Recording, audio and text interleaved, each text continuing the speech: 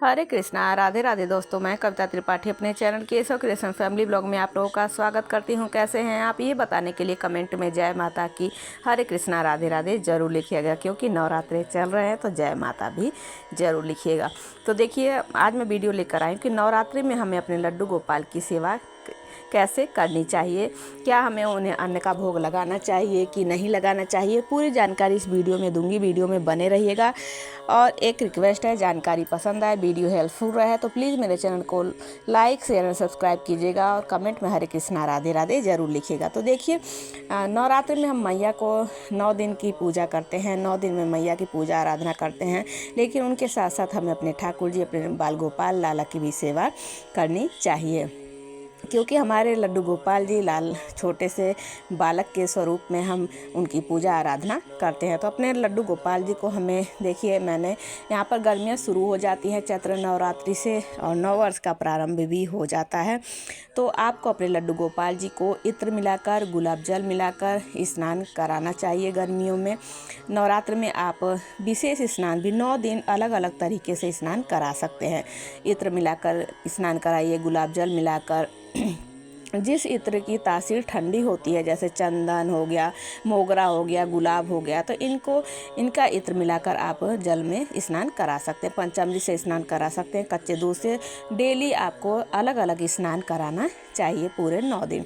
और 9 दिन, पूरे 9 दिन आपको अलग अलग माता के जो 9 स्वरूप होते हैं, 9 दिन का अलग अलग कलर होता है, उसके हिसाब से आप अपने लड्डू गोपाल को भी वस्त्र पहना सकते हैं, पोशाक पहना सकते हैं।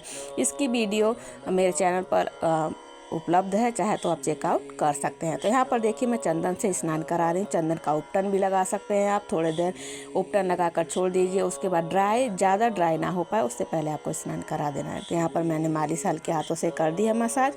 अब मैं अपने ठाकुर जी को स्नान कराऊंगी। तो स्नान कराने के लिए मैंने जल में गुलाब जल और इत्र मिला लिया है, चंदन का इत्र। उसके बाद दक्षिणावर्ती शंख हो तो उससे स्नान कराइए, नहीं तो आप किसी भी पात्र से, लोटे से स्नान करा सकते हैं। तो यहाँ पर नवरात्रि में आपके 9 दिन अपने ठाकुर जी को अलग अलग पोशाक पहनाइए, अलग अलग कलर के।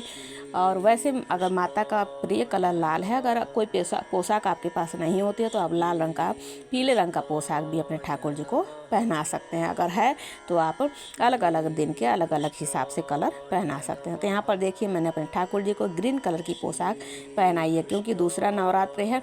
दूसरे नवरात्रि के दिन ग्रीन कलर हमें पहनना चाहिए और अपने ठाकुर जी को भी पहनाना चाहिए। तो यहाँ पर मेरे छोटे लाला भी देख लिए ग्रीन कलर की पोशाक पहनकर तैयार हो गए हैं। इनका श्रृंगार मैंने कर दिया है। अब मैं करूँगी अपने बड़े लाला का श्रृंगार। तो श्रृंगार कैसा लगा ज़रूर बताइएगा मेरे ठाकुर जी का। तो अपने हिसाब से आप श्रृंगार कराइए। तो देखिए, नवरात्रि में हम माता की पूजा आराधना करते हैं, उसके साथ साथ हमें ठाकुर जी की भी अपने पूजा आराधना सेवा पूरे 9 दिन विशेष रूप से करनी चाहिए। आप उनको नई नई पोशाक, 9 के 9 दिन नई पोशाक पहना सकते हैं और अलग अलग अपने हाथों से भोग बनाकर अपने ठाकुर जी को, जो माता का प्रिय भोग है, वो भोग आप अपने लड्डू गोपाल जी को भी भोग लगा सकते हैं। और देखिए, साथ ही साथ बातें करते करते श्रृंगार भी मेरे लाला का कर दिया है मैंने। श्रृंगार कैसा लग रहा है, मेरे लाला कैसे लग रहे हैं ठाकुर जी, ज़रूर बताइएगा। उसके बाद आपको पूजा करनी है अपने लड्डू गोपाल जी की। तो यहाँ पर एक देखिए पात्र में मैंने तुलसी रख लिया है, तो यहाँ पर भी मैं तुलसी माता की भी पूजा करूँगी, इसलिए मैंने यहाँ पर ठाकुर जी के सामने भी विराजमान कर रखा है। उसके बाद ज्योत जलाएंगे। तो जैसे आप माता की पूजा करते हैं, ठीक उसी प्रकार अपने लड्डू गोपाल जी की भी हमें पूजा आराधना करनी है। तो माता का आगमन हुआ ही हमारे घर, और माता रानी सभी भक्तों पर अपनी कृपा दृष्टि बनाए रखें, सभी की मनोकामनाएं पूर्ण करें। तो यहाँ पर देखिए, अब मैं करूँगी आरती की तैयारी करूँगी। ज्योत मैंने जला दी है। अब आरती करने से करेंगे अपने ठाकुर जी के, तो मेरे दोनों लाला विराजमान होंगे। आरती करने से पहले हमें भोग लगाना चाहिए, तो भोग मैंने यहाँ पर लगा दिया है, दूध का, मिश्री का, ड्राई फ्रूट्स का। आप अपने हिसाब से कोई भी भोग अपने ठाकुर जी को लगा सकते हैं, जो आप लगाना चाहते हैं। उसके बाद मैं करूँगी अपने ठाकुर जी को। तो यहाँ पर मैंने देखिए तिलक उलक कर दिया है, पूजा कर दी है। अब मैं करूँगी अपने ठाकुर जी की आरती। यहाँ पर देखिए, तुलसी माता की भी मैं दिखा दे रही हूँ। देखिए, यहाँ पर मैंने जौ चढ़ा दिया है, माता को तिलक उलक कर दिया, पूजा कर दिया है मैंने माता की भी, तुलसी माता की भी। क्योंकि तुलसी माता लड्डू गोपाल जी को हमारे बहुत अधिक प्रिय है विष्णु भगवान को। अब करेंगे आरती। तो देखिए अब मैं बता देती हूँ आपको कि अपने नवरात्रि के 9 दिन अपने ठाकुर जी को भोग हमें अन्न का भोग लगाना चाहिए या नहीं लगाना चाहिए। तो यहाँ पर आरती कर रही हूँ मैं। आरती जो भी आप गाते हो आरती आपको कर लेनी है। तो देखिए नवरात्रि के 9 दिन हमें ठाकुर जी को अन्न का भोग हमें लगाना चाहिए, क्योंकि उनका उपवास नहीं है। यहाँ पर मैंने आचमनी कर दिया आरती की। आचमनी जरूर करनी चाहिए, क्योंकि 9 दिन हमें हमें उपवास रखना है। हमें ठाकुर जी को अपने लाला का उपवास नहीं कराना है, व्रत नहीं रखवाना है। तो आप अन्न का भोग अपने ठाकुर जी को नवरात्रि के 9 दिनों लगा सकते हैं। केवल ठाकुर जी को अपने एकादशी के दिन अन्न का भोग नहीं लगाया जाता है, बाकी सभी दिन आपको अन्न का भोग अपने ठाकुर जी को लगाना चाहिए। तो जो भी आप देखिए नवरात्रि के 9 दिन हमें सात्विक भोजन बनता है। अगर आप लहसुन प्याज खाते हैं फिर भी आपको 9 दिन सात्विक भोजन बनाना चाहिए और सेवन भी करना चाहिए। और आप अलग अलग दिन अलग अलग तरीके का भोग बनाकर अपने ठाकुर जी को आप भोग लगा सकते हैं। तो यहाँ पर पहले मैंने जो भोग लगाया, उसके बाद दोपहर का भी मैं देखिए ये भोग हटा लेंगे।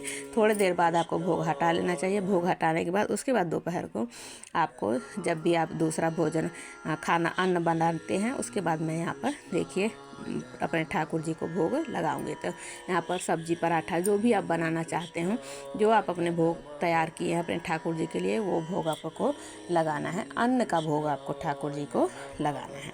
तो यहाँ पर देखिए भोग तैयार हो गया है, आ गया है भोग मेरे ठाकुर जी का। जो ये मेरे से बनवाते हैं वो मैं बना देती हूँ।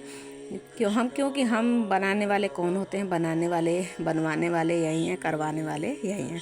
उसके बाद अपने प्यार से अपने ठाकुर जी को खिलाइए।